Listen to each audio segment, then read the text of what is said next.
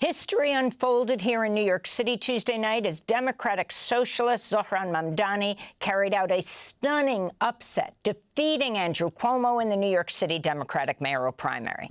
Mamdani, a 33-year-old New York State Assembly member, was the first choice of over 43% of voters in the ranked choice election. Outside funders shattered records as they spent more than $25 million to back former New York Governor Andrew Cuomo's attempt at a political comeback 4 years after he resigned over sexual misconduct allegations by at least 11 women who were former staffers. In contrast, Mamdani ran an energetic grassroots campaign focused on making the city affordable for working people and was endorsed by Independent Senator Bernie Sanders and Congressmember Alexandria Ocasio-Cortez. As the results became clear late last night, Cuomo conceded and called Mamdani to congratulate him. In November, Zohran Mamdani will face off against the current mayor, Eric Adams, as well as a Republican candidate and possibly former Governor Andrew Cuomo, who recently launched a new third-party line, though it's unclear he'll run. If Mamdani wins in November, he will become New York City's first Muslim mayor and youngest mayor in over a century. In his victory speech Tuesday night, Zohran Mamdani laid out why he won. We have won because New Yorkers have stood up for a city they can afford. A city where they can do more than just struggle. One where those who toil in the night can enjoy the fruits of their labor in the day. Where hard work is repaid with a stable life. Where 8 hours on the factory floor or behind the wheel of a cab is enough to pay the mortgage. It is enough to keep the lights on. It is enough to send your kid to school. Where rent-stabilized apartments are actually stabilized. Where buses are fast and free. Where childcare doesn't cost more than CUNY. And where public safety keeps us truly safe. And it's where the mayor will use their power to reject Donald Trump's fascism, to stop mass ICE agents from deporting our neighbors, and to govern our city as a model for the Democratic Party. A party where we fight for working people with no apology. A life of dignity should not be reserved for a fortunate few. It should be one that city government guarantees for each and every New Yorker. If this campaign has demonstrated anything to the world, it is that our dreams can become reality. Dreaming demands hope.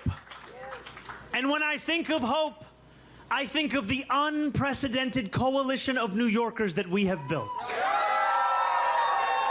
For this is not my victory. This is ours.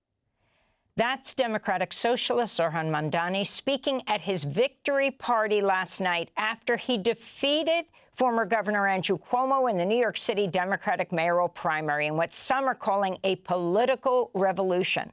He also thanked his parents, his mother, the film director Mira Nair, and his father, Columbia University professor Mahmoud Mamdani. Special thanks to Laura Bastillos for being there. Mamdani's victory was celebrated at multiple massive jubilant watch parties hosted by New York City chapter of Democratic Socialists of America, which played a key role in organizing his campaign.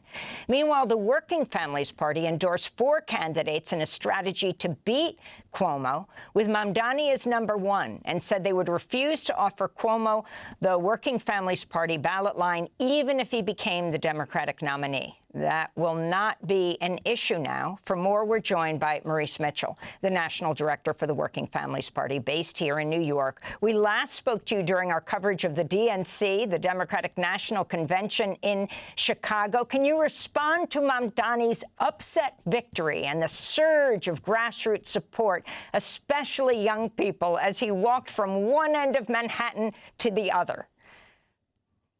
Well, Amy, Zohran's campaign is a bellwether. This is one of the first major primaries of the year, and Zohran's surge is, to me, clear proof that people want leaders who will stand up to work for working people, and the contrast couldn't be more clear. So you have Zohran, who walked from from the northernmost part of Manhattan all the way down, right? And you have Cuomo, who basically, he ran a campaign where nobody could find him. He was running away from his record. He ran a campaign that was based on fear. He ran a campaign that was emblematic of the status quo politics of the past. You know, Cuomo's somebody who grew up in the governor's mansion and spent his career making deals to please his billionaire donors. And Zohran built a grassroots campaign of everyday New Yorkers, a very broad and diverse set of folks. And when you look at where his campaign was able to win and where our coalition was able to win, it's every single part of New York. This is a resounding victory for Zohran, for our movement, but for everyday working New Yorkers. And really, this to me is a bellwether of more to come across the country. This is an example of the type of politics that we think would help create a multiracial working class alignment against authoritarianism, but for a type of politics that is hopeful, that is visionary, that says we want something. We don't simply want to fight against something. I think it's an example of more to come. Maurice, normally whoever wins the Democratic primary for mayor is basically a shoo-in to be elected mayor. But this year, things are somewhat different. You have the incumbent mayor running as an independent. Of course, you have a Republican, Curtis Sliwa of the Guardian Angels. Looks like he is running as on the Republican end. You have Jim Walden and a major lawyer in the city running, and of course, the possibility that Cuomo himself will run. What do you see happening in terms of the Democratic establishment that opposed Mamdani? Where will many of them go now? Well, you know, last night we saw within hours a resigned, defeated, embattled Governor Cuomo give a concession speech. And to me, that's an example of a failed set of politics, a failed approach, a campaign that used every trick in the book, used all the tactics, and was backed by, $25 million of billionaire money from, folks like Alex Karp, the CEO of Palantir, right? Some really, really bad people who are advancing authoritarianism, Trump donors like Bill Ackman. So what I saw was a complete collapse of that strategy. And I think, the Cuomo folks are probably rethinking any ideas that they might have, but it's pretty obvious where the momentum is. And I know in the general election, Zohran and this coalition is going to run a very rigorous general election that doesn't take anything for granted or any New Yorker for granted. The same type of campaign that was run in the primary. And I feel very, very, very confident that Zohran is not simply the Democratic nominee, but is the presumptive mayor based on the momentum of this campaign and this movement.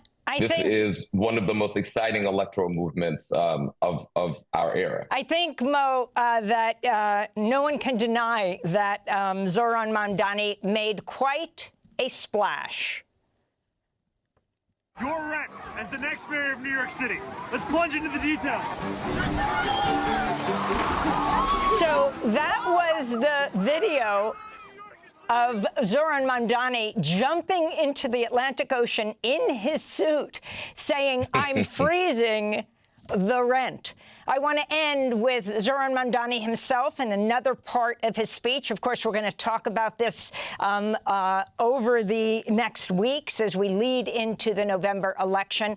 This is Zohran Mamdani in his victory speech last night. In these dark times, I know that it is harder than ever to keep faith in our democracy.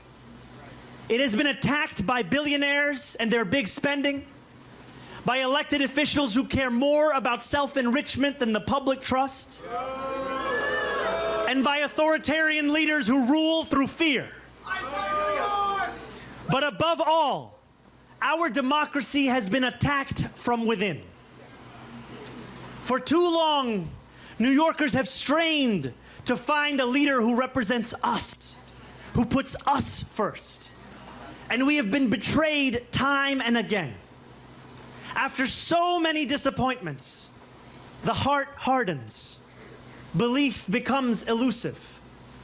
And when we no longer believe in our democracy, it only becomes easier for people like Donald Trump to convince us of his worth.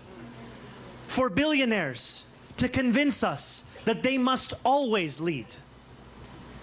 As FDR said, democracy has disappeared in several other great nations, not because the people disliked democracy, but because they had grown tired of unemployment and insecurity, of seeing their children hungry while they sat helpless in the face of government confusion and weakness.